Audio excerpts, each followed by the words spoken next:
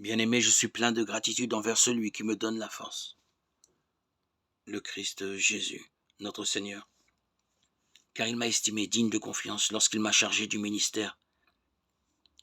Moi qui étais autrefois blasphémateur, persécuteur, violent, mais il m'a été fait miséricorde, car j'avais agi par ignorance, n'ayant pas encore la foi. La grâce de notre Seigneur a été encore plus abondante, avec la foi et avec l'amour qui est dans le Christ Jésus.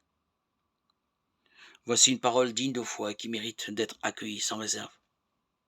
Le Christ Jésus est venu dans le monde pour sauver les pécheurs, et moi, je suis le premier des pécheurs.